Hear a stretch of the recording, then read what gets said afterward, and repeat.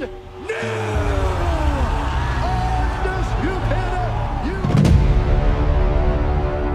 Australia, look at this, I'm bringing it back home, baby.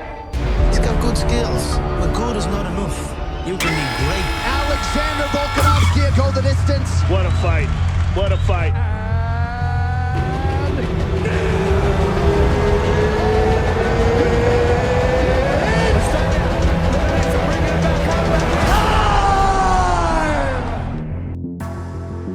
Fight fans, welcome back to Luxurytainment.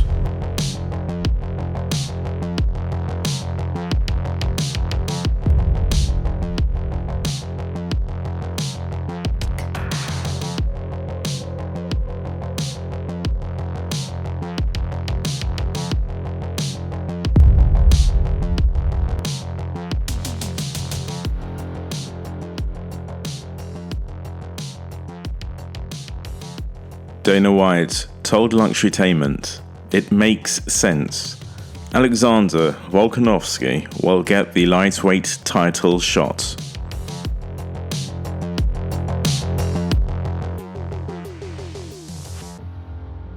So in this video, let's see how the matchup between Alexander Volkanovski v Charles Oliveira plans out.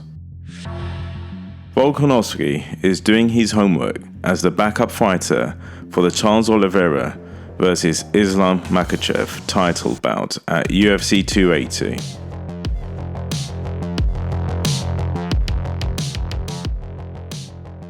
Volkanovski told Luxurytainment that people think it must be hard to prepare for two possible opponents.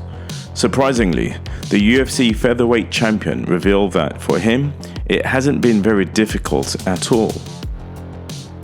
Volkanovski said, "Again, my coaches have done such a great job to give me the understanding of this game and my style. It's like reading people like a book. I read them like a picture book. You know what I mean? Like I don't even have to read it out aloud. I can just see it and that's it. That's just how it is for me."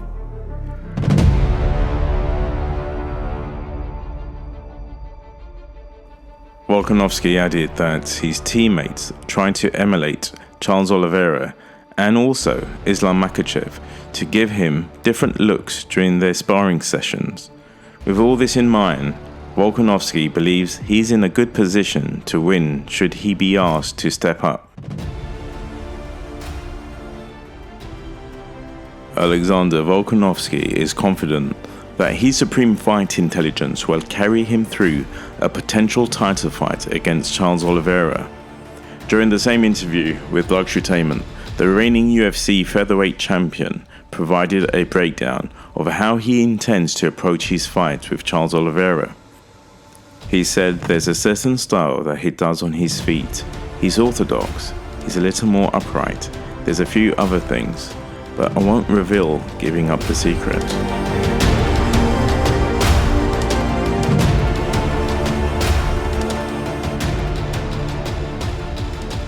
There are several tricks to how Volkanovski sets up the lead hand, aside from merely feinting actively.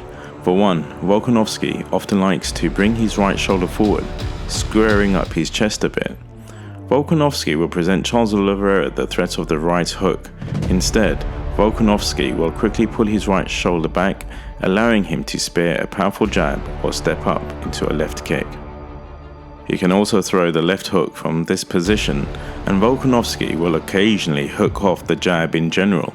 The right hand is certainly Volkanovski's money punch, and again there's a lot that goes into creating those big connections. Of course, sometimes it's as simple as throwing that jab with a cracking overhand and putting his foe on the canvas, which we have seen Charles get hit and rocked. If you get a guy like Charles Oliveira who's that good at jiu-jitsu, he could strangle even a heavyweight. Oliveira's jiu-jitsu is some of the best I have ever seen in MMA. It is like world championship caliber jiu-jitsu. But he's doing it in an MMA match. He's the one guy where it doesn't matter what happens in the fight. If you go to the ground with him, you are in deep trouble. backup fighters often have a slim chance of succeeding as they prepare under suboptimal circumstances. However, the great Alexander Volkanovski believes his well-rounded style allows him to match up against a wide-ranging style of opponents. Volkanovski is also expected to receive the next lightweight title shot if the original UFC 280 main event pushes through as planned.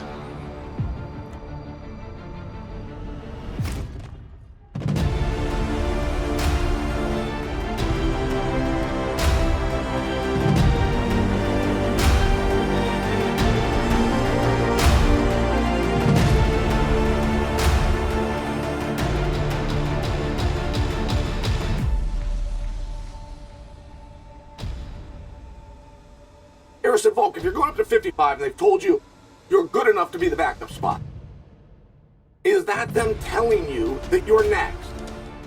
Is that them telling you that you won't be at 145 pounds in your next match?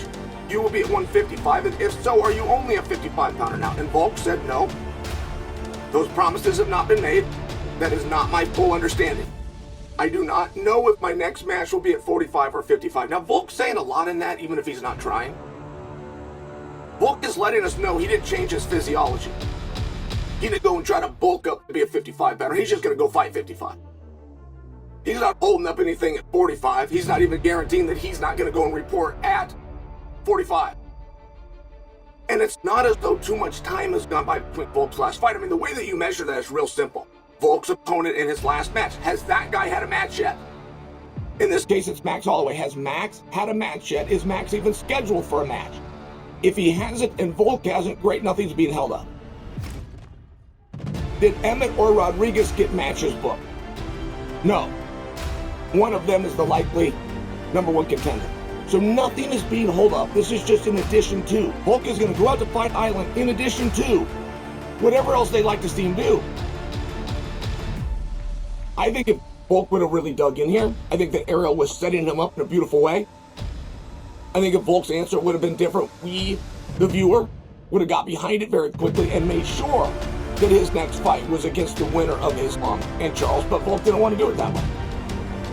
And moreover, guys, why is Volk getting this opportunity? Why didn't they just grab Benny? Benny's there. Benny's got the ranking. Why fly Volk in? Why make him go through a training camp? Why pay him? Why do all of these things? Answer is real simple. The number one cultural policy of the UFC. If you guys ever have dreams and you're coming up and you want to interim over there, or you want to apply, or you want to work in the UFC someday, the number one cultural policy of that organization is do say. You do whatever you say you're going to do. That is the number one cultural belief. From Dana on down. Dana went to a press conference. Somebody asked him about Volk going to 55. Dana said, and I quote, he can do whatever he wants. I don't think Dana meant that. I don't think that was Dana's plan. I don't think that was sincere. I don't think he knew that question was coming. He said it. And he honored it. And Volk said what he wanted to do was to be the backup fighter, be on Fight Island, and fill in if they need him. Boom. That's the position he found.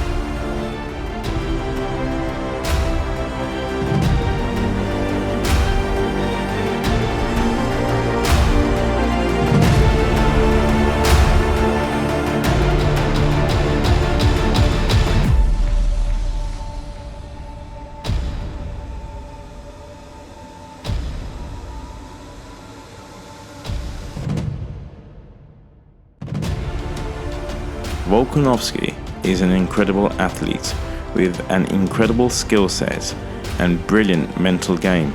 Quite simply, he's one of the best to ever do it. Those skills are going to be on display versus another dangerous finisher. But Charles Oliveira, with his ground game, beats Volkanovski. So guys, who do you think would win in this potential matchup? Thanks for watching. Please like, subscribe, comment, and have a great day.